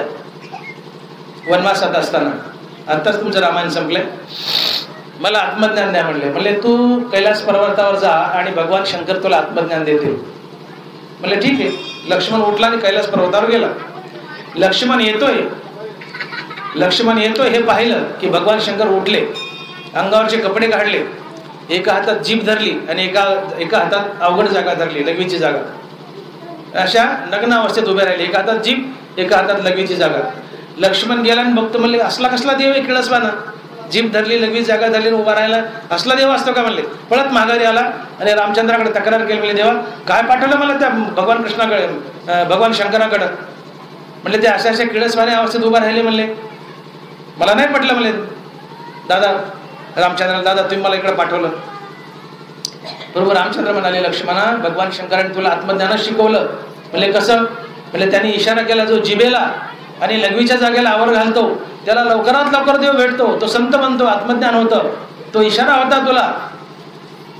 जो जिभेला आवर घालतो त्याला लवकर देव भेटतो. पण जिभेला आवर घाला, जीभ चरायला मोकळी सोडू नका. कारण जिभेच्या चवण्यातून विषय पेटतात. विषय पेटले की ते बाधक ठरतात, तुमचं पतन करतात, वाईट कर्म तुमच्याकडून करून घेतात आणि भगवत प्राप्तीला आडवे येतात. म्हणून आहाराची शुद्धी करा. आहार शुद्धी अतिशय महत्वाची आहे. म्हणून शुद्ध सात्विक आहार घ्या, फलाहार घ्या, भाजीपाला घ्या, भाजी भाकर घ्या, पोळी घ्या, वरण घ्या, दूध घ्या, भात घ्या, तूप घ्या, दही घ्या. जास्त तळेमळे टाळा आणि खाताना कधीच चवना घेऊ नका. चांगलं झालं वाईट झालं काही बोलायचं नाही, जे समोर येईल ते खायचं. चांगलं खायचं, चांगल्याचं खायचं, वाईट खायचं टाळा. रजोगुण तमोगुण पळून जातील तुमच्या जीवनात. या आहाराच्या बळावर शुद्ध सात्विक गुण येईल, स्वभाव सात्विक बनेल आणि हा सात्विक स्वभाव तुम्हाला देवाच्या दिशेने घेऊन जाईल, देवाची प्राप्ती करून देईल. आणि म्हणून ज्ञानावर बोलतात, एरवी तरी पाही स्वभाववृद्धीची ठाई, आहारा वांचोनी नाही बळी येत. आहारामुळे सात्विक स्वभाव आणि सात्विक स्वभावामुळे देवाची भेट. शेवटच्या 5-10 मिनिटात सज्जनाची संगती सांगतो आणि सेवा आटोपती घेतो. स्वभाव जर सात्विक बनायचा असेल तर नरवराने पहिला उपाय सांगितलाय की सात्विक आहार. आहारा वांचोनी नाही बळी आहे तो. सात्विक आहार हा सर्वात बलवान उपाय आहे. कशासाठी? स्वभाव सात्विक बनवण्यासाठी. नंबर 1चा उपाय जर काय असेल बलवान तो आहे आहार, स्वभाव सात्विक बनायचा तर. आणि नंबर 2चा उपाय आहे सज्जनाची संगती. म्हणून तुम्ही बघा गाथा उघडून, गाथेमध्ये जागोजाग तुकोबारांनी सज्जनाची संगती मागितली. तुकोबारा डायरेक्ट म्हणले, न लगे मुक्ती आणि संपदा, न लगे मुक्ती आणि संपदा, संत संग देई सदा. देव वसे चित्ती त्याची घडावी संगती. हो, तुकोबाराने काही मागितलं नाही, सज्जनाची संगत मागितली, संतांची संगत मागितली. देव वसे चित्ती त्याची घडावी संगती. सज्जनाची संगती सायासानं करावी लागते, दुर्जनाची संगती प्रयत्नानं टाळावी लागते आणि विसंगती भोगावी लागते. माझं वाक्य पुन्हा ऐका. सज्जनाची संगती सायासानं करावी लागते, कुसंगती प्रयत्नानं टाळावी लागते आणि विसंगती भोगावी लागते. नवरा बायकोला म्हणला पोहे कर, बायकोने चहाच केला आणि पुढे आणून आपटला डोस. नुसता ठेवला नाही, आपटला डोस. ही विसंगती असते. बायको आपलं कधीच ऐकत नाही, त्या नवऱ्याचं नशीब फुटका असतं. किंवा नवरा बायकोच ऐकत नाही, त्या बायकोचं नशीब फुटका असतं. नवरा बायको जमत नाही, ही विसंगती आहे. हा नशिबाचा भोग असतो. विसंगती भोगावीच लागते. नवरा म्हणतो पोहे कर पण बायको चहाच करते आणि पी म्हणते. ही विसंगती, विसंगती भोगावी लागते. हा प्रारब्धाचा भोग आहे. सत्संगती करावी लागते आणि कुसंगती टाळावी लागते. आणि सत्संगतीने देव भेटतो. एखाद्या झाडाला जर कलम केलं तर त्या कलमाचे सगळे गुण त्या झाडात उतरतात आणि त्या कलमासारखं ते झाड बनतात, तसे फळ त्याला येतात. तसं सज्जनाच्या संगतीत गेला तर सज्जनाचे सगळे सद्गुण आपल्यात येतात आणि आपण त्याच्यासारखं बनतो. आपणा सारिके करीते तात्काळ, नाही काळ वेळ तया लागे. हा सज्जनाच्या संगतीचा परिणाम असतो. सज्जनाच्या संगतीत वावरा. सज्जन म्हणजे संत, परमार्थात वावरणारे. आज जरी तुकोबारा नरबरासारखे संत नसले आपल्यामध्ये तर तुम्ही आम्ही परमार्थात वावरतो, हरिनाम घेतो. एक छोटे मोठे दाटूमुठीचे संतच म्हणा. आपल्या परमार्थात वावरतात दाटूमुठीचे. आपण संत नाही पण दाटूमुठीचे संत. त्यांच्या मार्गावर चाललो म्हणजे छोटे संत, सज्जनच. जंगलामध्ये चंदनाची झाडं असतात. तुकोबारा बोलले, चंदनाच्या संगे तरुवर चंदन. जंगलामध्ये चंदनाची झाडं असतात. चंदनाच्या झाडाच्या बाजूला ज्या बोरी बाबळे असतात, त्या चंदनाचा सुगंध त्या बोरी बाबळीला झोंबतो आणि त्या बोरी बाबळी चंदनासारखा सुगंध देतात आणि भगवंताच्या माथ्यावर लावण्याचे योग्य ठरतात. याचं कारण संगतीचा परिणाम. चंदनाच्या संगे तरुवर चंदन. चंदनाच्या संगतीत जर गेलं, मग ती बोर असो ना तर बाबळ असो, ती सुद्धा चंदनासारखा सुगंध देते. का? संगतीचा परिणाम. तसं तुम्ही सज्जनाच्या संगतीत गेला तर त्याचे सगळे सद्गुण, त्याचं नामस्मरण, त्याची चाल रीत ही सगळी तुमच्याकडे येते आणि तुम्ही सज्जन बनता. आणि हळूहळू तुम्हाला देवाच्या नावाची गोडी लागते आणि हळूहळू देवाच्या दिशेने तुम्ही वाटचाल करता. बरं, संगतीला फार महत्व आहे. तुम्ही कुणात राहता. परीस लोखंडाला चिकटला तर त्याचा गंज घालवतो आणि पुन्हा गंज लागू देत नाही, म्हणजेच पर्यायाने त्याचं सोनं करतो. परीस आणि लोखंडाचं सोनं केलं म्हणजे काय केलं? दुहेरी क्रिया आहे. त्याचा गंज घालवला आणि पुन्हा गंज लागू दिला नाही. तसं हरिनामाने सज्जनाची संगती. सज्जनाच्या संगतीत गेला की मुखात हरिनाम आलं तर हरिनाम हे पाप आणि पाप वासना दोन्ही घालवतं. परीसानं काय केलं? लोखंडाचा गंज सोनं केलं म्हणजे काय? गंज घालवला आणि पुन्हा गंज लागू दिला नाही. तसं हरिनामाने पाप घातलं. विठ्ठल म्हणता हरले पाप पदरी आले पुण्य माप. विठ्ठल म्हणलं, देवाचं नाव घेतलं, हरिनाम घेतलं की पाप तर गेलंच, पण पाप वासना ही गेली. आणि जेव्हा पाप वासना जाते त्यावेळेस तुम्हाला वाईट कर्म करावे वाटत नाहीत. अर्थात तुमचे रजतम गुण पळून जातात आणि शुद्ध सात्विक गुण मागे राहतो. आणि हा सात्विक गुण तुम्हाला देवाच्या दिशेने नेतो. म्हणून देवाचं नाव रजतम गुणाला पळून लावतं आणि शुद्ध सात्विक गुण मागे ठेवतो. म्हणून सज्जनाच्या संगतीत वावराने देवाचं नाव घ्या. सात्विक गुण वाढेल जो देवाची भेट घालून देईल. एक छोटस वडाचं रोपट आहे. सडकाच्या कडेला वडाचं रोपट लावलंय, पण त्याला कुंपण केलं नाही. तर साधे एक शिळीचं करडू पिल्लू त्याला खाऊन टाकतं. करडू किती का असते? हातभर इतभर ते करडू खाऊन टाकतं. पण त्या वडाच्या रोपट्याला आता तुम्ही कुंपण करा आणि त्याला खत पाणी घाला. हळूहळू मोठं होऊन तो मोठा विशाल वटवृक्ष बनतो, मोठं वडाचं झाड बनतं. मग त्याला तुम्ही हत्ती बांधा. हत्ती त्या झाडाचा तर काही वाकडं करू शकेल का हत्ती? तसं तुमच्या जीवनाला सतसंगतीचं कुंपण आणि हरिनामाचं खतपाणी असेल, सतसंगतीचं कुंपण आणि हरिनामाचं खतपाणी असेल तर तुमचा परमार्थिक वृक्ष एवढा बळावतो की त्याला किती विकार रूपी हत्ती बांधा, आता तुमचं काही वाकडं करू शकत नाही. कारण तुम्ही सतसंगतीत आलात आणि मुखात हरिनाम आहे. सतसंगतीचं कुंपण आणि हरिनामाचं खतपाणी असावं. परमार्थिक वृक्ष बळावतो. आणि म्हणून सज्जनाच्या संगतीत या. आणि हा परमार्थिक वृक्ष बळावतो तो केवळ सत्वगुणाने. एका जंगलामध्ये एक धनवान मनुष्य वाट भटकला. रस्ता सापडला, घनदाट जंगल, रस्ता सापडला. तेवढ्यात 3 चोर पळत आले. एका चोरानं त्या शेठजीला पकडलं. दुसऱ्या चोरानं त्या शेठजीला झाडाला बांधलं आणि त्याच्या खिशातले पैसे काढू लागला.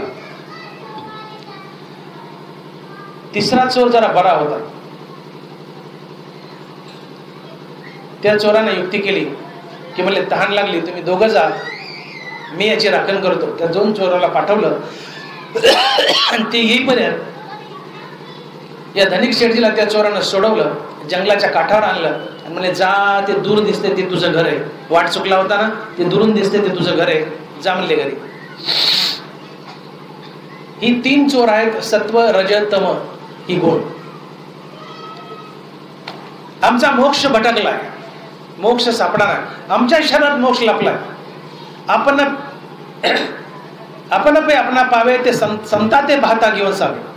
हरपले आपण पे पावे ते संता ते भाता घेऊन सावे. ना बरं, आपलाच मोक्ष आपल्या शरीरात हरपलाय. हे 3 गुण कशी क्रिया करतात बघा. तमोगुण दुष्ट असतो. धनिक शेठजी दिसला, पकडला आणि पकडला. रजोगुण धावला, तमोगुणाने पकडला. रजोगुणाने झाडाला बांधला आणि पैसे लुबाडायला लागला. पण सत्वगुण दयाळू असतो. तमोगुणानं पकडले, रजोगुणानं बांधलंय, पैसे लुबाडायले. पण तमोगुण दयाळू आहे, धावत आला आणि या रजाने तमोगुणाला म्हटला जा तुम्ही पाणी आणा प्यायला. हे दोघं निघून गेले की सत्वगुणाने त्याला सोडले, जंगलाच्या काठावर आणले आणि लांबून दाखवतो जा जा जा, ते तुझं मोक्षाचं घर आहे, ते तुझं आत्मस्वरूपाचं घर आहे, तिथं जा. त्याला पुढं पाठवतो आणि तोही मागे राहतो. याला गुणातीत अवस्था म्हणतात. सत्व रजतम आपण नासती करिता भक्ती या विठ्ठलाची. विठ्ठलाच्या नामानं सत्वरज सत्वगुणही मागे राहतो. देवाचं घर दाखवतो, तो देव आहे, ते आत्मस्वरूपाचं घर आहे, जा. लांबून घर दाखवतो, स्वतःही मागे राहतो. ही गुणातीत अवस्था आहे. आणि संत गुणातीत असतात, गुणात बद्ध नसतात. सत्वगुणानेच मोक्ष मिळतो, पण सत्वगुणही मागे राहतो, तोही टाकायचा आणि निर्गुण होऊन परमात्मा बनायचं. आणि ती निर्गुण निराकार अवस्था असते, ती निर्गुण निराकार अवस्था. सत्व रज तम आपण नासती करिता भक्ती या विठ्ठलाची. म्हणून सत्वगुणाला महत्व आहे. आणि हा सत्वगुण जीवनात येत असेल आणि आणायचा असेल तर बलवान साधन आहे आहाराची शुद्धी, अर्थात सात्विक आहार. आणि नंबर 2 ला आहे सज्जनाची संगती आणि मुखात हरिनाम. जशी सज्जनाची संगती महत्वाची आहे तशी दुर्जनाची संगती टाळा. तुकोबाराय बोलले, ढेकणाच्या संगे हिरा भंगला, कुसंगे नाडाला साधू तैसा. हिरा जर असा ऐरणीवर मांडला आणि त्याच्यावर घन घातला तो इतका मजबूत असतो हिरा, त्या घनाला फोडतो, घनात शिरतो, घनाला फोडतो, पण हिरा फुटत नाही. एवढा मजबूत हिरा जो घनाला फुटत नाही, तोच हिरा जर ढेकणाच्या संगतीत आला आणि ढेकून फुटला आणि त्या ढेकणाचं रक्त त्या हिऱ्याला लागलं तर हिऱ्याचा चुरा होतो, बोटाने चुरा. बघा तुमच्या घरी हिरा असेल तर, बघा असलं तर कोणी धनवान असेल तुमच्या गावात कुर्ल्यात, बघा हिरा असेल तर एवढा मजबूत हिरा जो घनाला फुटत नाही, पण तो ढेकणाच्या संगतीत गेला, ढेकणाचं रक्त लागलं, त्या हिऱ्याचा चुरा होतो. ढेकणाच्या संगे हिरा भंगला, कुसंगे नाडाला साधू तैसा.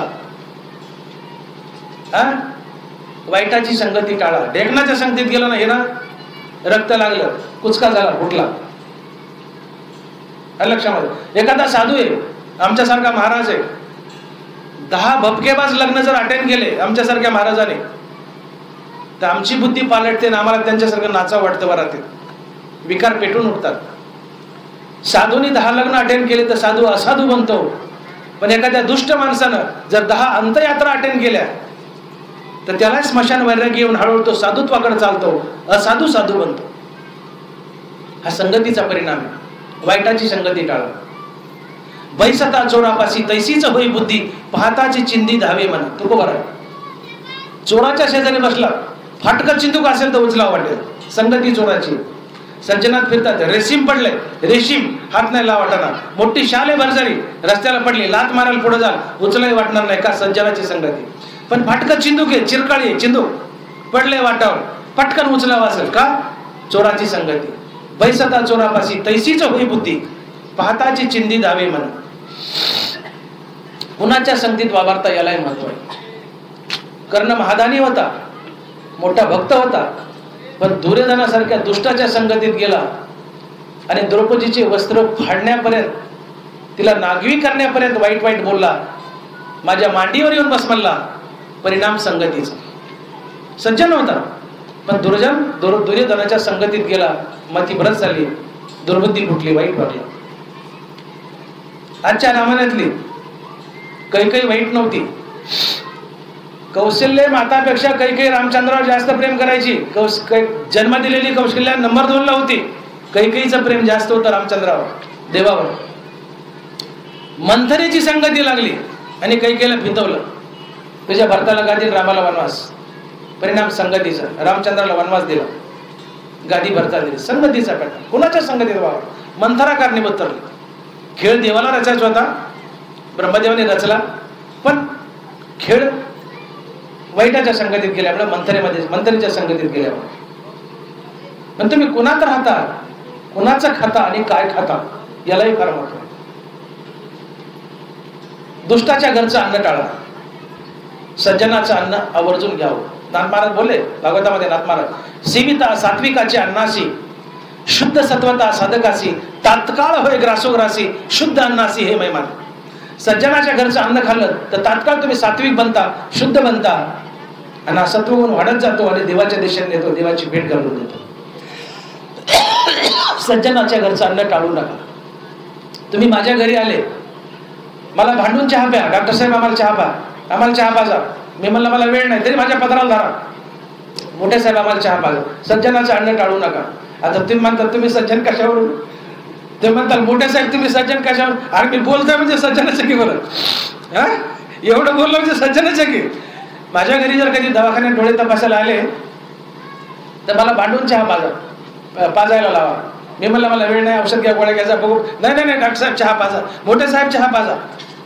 भांडून चहा प्या. सज्जनाचं अन्न टाळू नका. नाथ महाराज बोलतो, सेविता सात्विकाची अन्नाशी, शुद्ध सत्वता साधकासी, तात्काळ होय ग्रासोग्रासी, शुद्ध अन्नासी हे मेहमान. घासाला तुम्ही शुद्ध होता.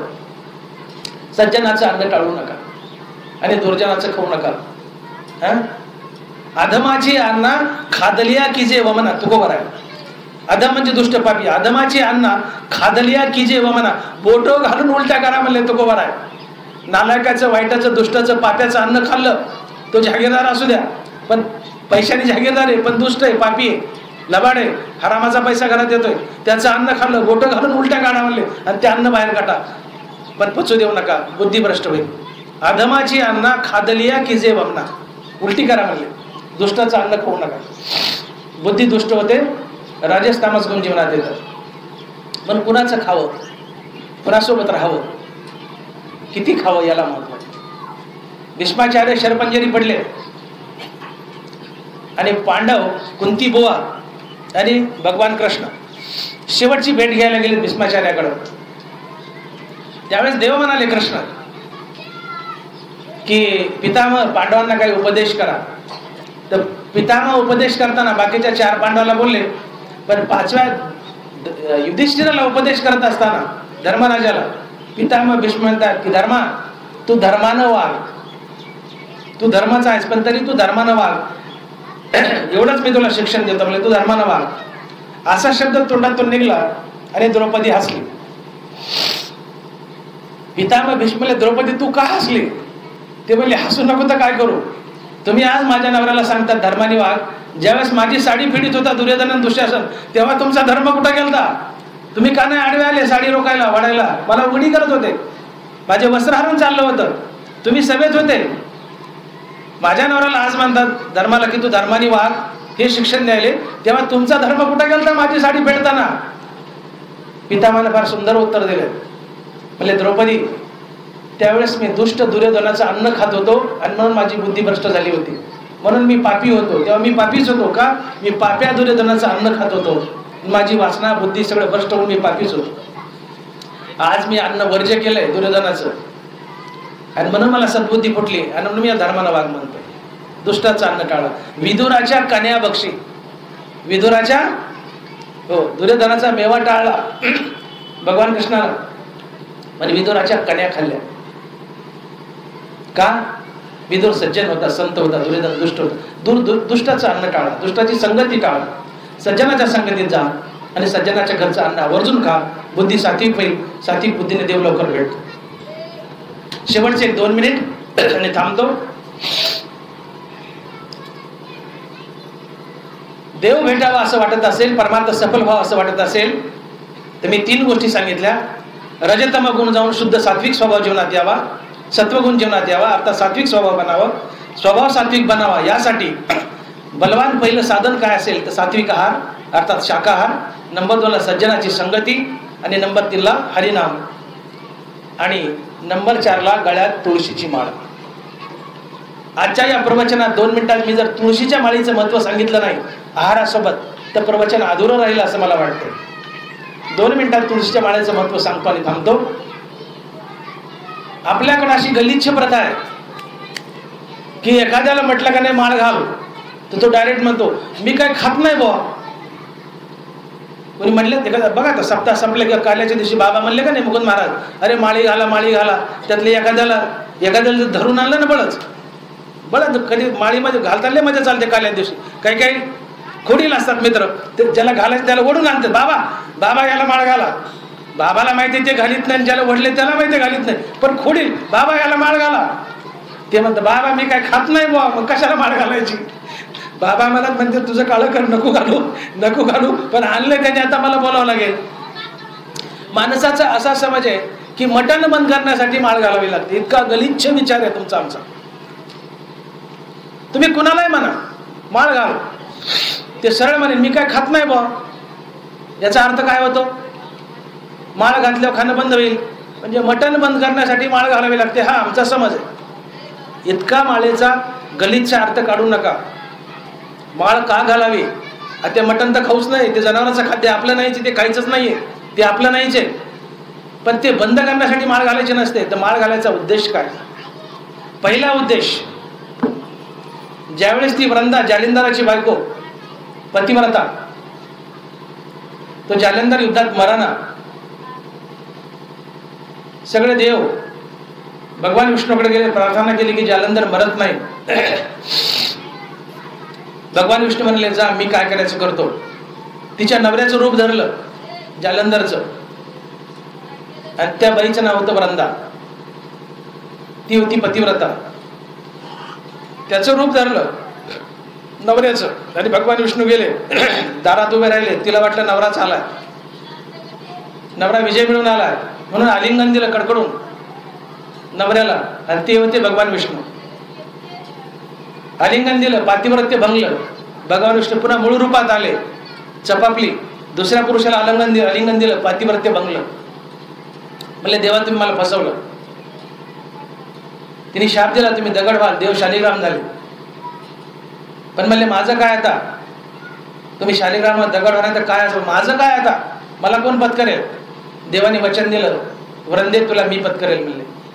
वृंदा सती गेली, मेली, जिथं जाळली तिथं तुळशीचं झाड उगवलं, आणि ती तुळस देवाने गळ्यात धारण केली. आणि म्हणून तुळशीचं लग्न लावतात.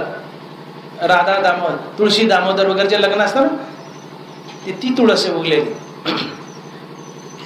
आणि ती वृंदावन शब्द का पडला. वृंदा त्या राणीचं नाव, राक्षसाची बायको, त्याच्यात तिच्यापासून तुळस तयार झाली, तिच्या अग्नीतून, आणि म्हणून ते वृंदावन आहे, तुळशी वृंदावन. तर पांडुरंगाने त्या वृंदेला अर्थात तुळशीला गळ्यात धारण केलंय. तर पांडुरंगाने शब्द दिला त्या वृंदेला की मी तुला माझ्या गळ्यात तुळशीच्या लाकडाच्या रूपात धारण केलंय, तसं या जगामध्ये जो कोणी तुळशीची माळ गळ्यात घालेल त्याच्या भरण पोषणाची, त्याच्या रक्षणाची जिम्मेदारी माझी. शब्द दिलाय वृंदेला, शास्त्र वाचून पहा, तुळशीचं महात्म्य ऐका. वृंदे तुला मी धारण करेल म्हणले. तू म्हणते ना मला कोण धारण करेल, तू आता सती गेली, मिली, तुझ्यातून तुळस उगली, तुला लाकडाच्या रूपात मी गळ्यात धारण करील. तो माझा सर्वात आवडता दागिना असेल. तुळशी हार गळा, तिथं लाकेट गळा काशे पित्तांबर नाही म्हणले तुकोबर आहे. लाकेट गळा काशे पित्तांबर आवडे निरंतर ह्याची ध्यान. लाकेट गळा आहे का, तुळशी हार गळा आहे, देवाचा आवडता दागिना आहे.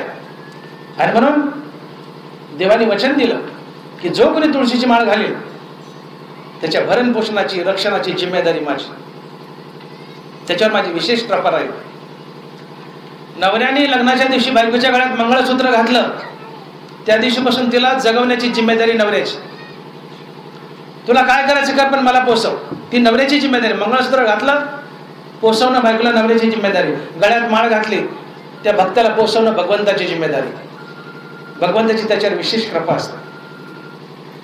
नामदेवरा बोलले का बंगातून, तुळशी रोपा घाली उदक त्याचे हरती महादोष, ब्रह्मादिका न कळे निशेष, जन्म मरण त्या नाही. तुळशीच्या रोपाला रोज पाणी घालून जर 2 प्रदक्षिणा 4-5 प्रदक्षिणा घातल्या आणि तुळशीच्या नामाचा जप केला तर एवढ्या एका तुळशीच्या सेवेने तुमचा जन्म मरणाचा फेरा संपतो.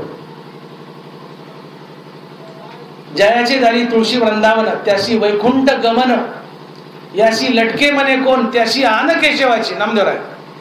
जयाची दारी तुळशी वृंदावन त्याशी वैकुंठ गमन, तो वैकुंठाला जातो म्हणले. याशी लटके म्हणे कोण, याला खोटं म्हणेल त्याशी आन केशवाची. त्याला पांडुरंगाचे आन म्हणले, कोणी खोटं म्हणले. तुळशी वृंदावन दर्शन त्याशी वैकुंठ गमन. तुळशीचं वृंदावन जर दारात असेल आणि नुसतं त्याचं दर्शन घेतलं तर त्याला फुकटात वैकुंठ मिळेल, फुकटात मोक्ष मिळेल. जो आटापिटा चाललाय नाही रात्रंदिवस, भजन कीर्तन प्रवचन, यातून आम्हाला देव भेटावा, मोक्ष मिळावा, ते तुळशीच्या सेवेने फुकटात मिळेल. हा वर आहे देवाचा. आणि म्हणून तुळशीची माळ घालायची.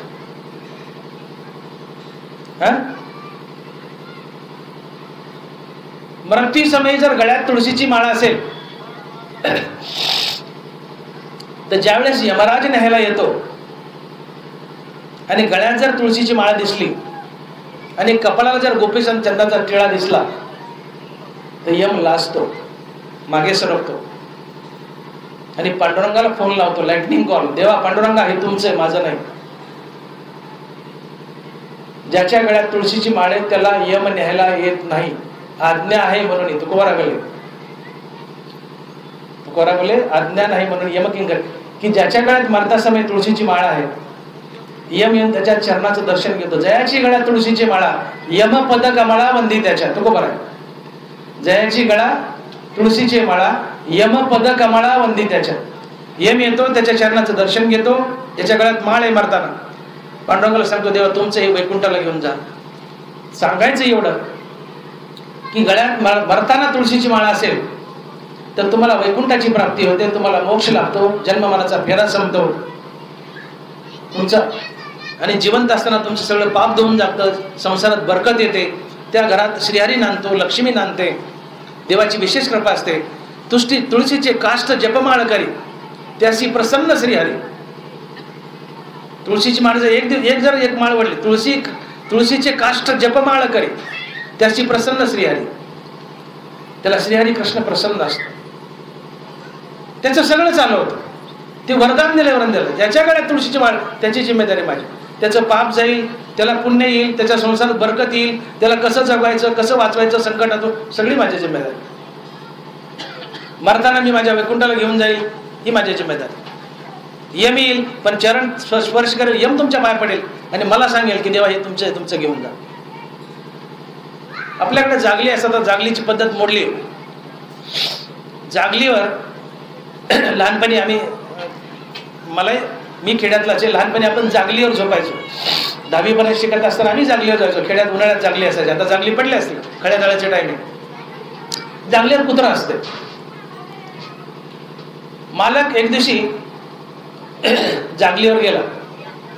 कुत्रा रोज गोंडा बोलत यायचं, पण एक दिवशी कुत्र्याला काय लहर आले की मालक याच्या टायमाला कुत्र तरी गेलं फिरायला गेलं दुसऱ्या कुत्र्यासोबत. मालक आला, पाहतो तो कुत्रा नाही, नसेल म्हणलं, जाऊ दे कुठं गेला असेल. मालक आला, आपली काठी बाटी बॅटरी टेकवली, अंतरून टाकलं, तोंडावर पांघरून घेतलं आणि झोपला. मालकाला झोप लागली. तेवढ्यात अर्ध्या एक तासाने कुत्र फिरून परत आलं. मालक झोपलाय, तोंडावर पांघरून घेतलं आणि झोपलाय. कुत्र परत आलंय. कुत्र भोकायला लागलं. कुत्र्याला वाटलं की माझ्या गैरहजेरीत कोण आलं आणि झोपलंय, कारण त्याने मालक पाहिला ना आलेला, ते बाहेर गेलं. कुत्र कोण झोपलंय, कुत्र अंगावर चाललंय, कुत्र भोकायले. मालकाला वाटलं का म्हणून भोकायले बघा. मालकाने तोंडावरचं पांघरून काढलं. कुत्र्याने मालकाचं तोंड पाहिलं की कुत्र लाजलं, मागं सरकलं. अरे हा तर माझा मालक आहे, मी याला कसा भुंकू. कुत्र मालकाला भुंकत नाही. हा तर माझा मालक आहे, हा माझा स्वामी, याला कसं भुंकू. कुत्र मागं सरकलं. तसं मरताना यम न्यायला येतो आणि गळ्यात तुळशीची माळ पाहिली की लाजतो त्या कुत्र्यासारखा आणि मागे सरकतो.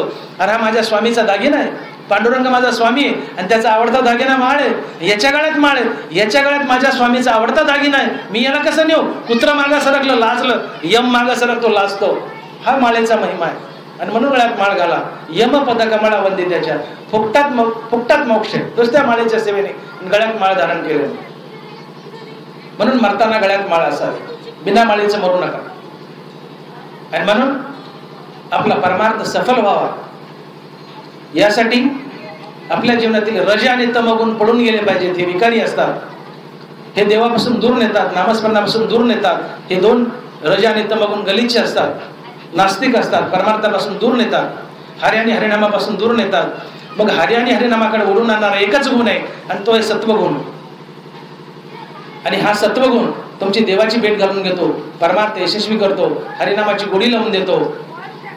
आणि हाच सत्वगुण आपल्या जीवनात यावा आणि या सत्वगुणातून आपली स्वभावाची वृद्धी वरचेवर व्हावी, आपण सात्विक बनावं. ज्याने देव भेटतो असं वाटत असेल तर हा सत्वगुण आणि सात्विक स्वभाव जीवनात येण्यासाठी सर्वात बलवान साधन जर काय असेल तर नंबर 1 ला ज्ञानोबा सांगताय शुद्ध शाकाहार, नंबर 2 ला सांगताय सज्जनाची संगती आणि नंबर 3 ला सांगताय हरिनाम.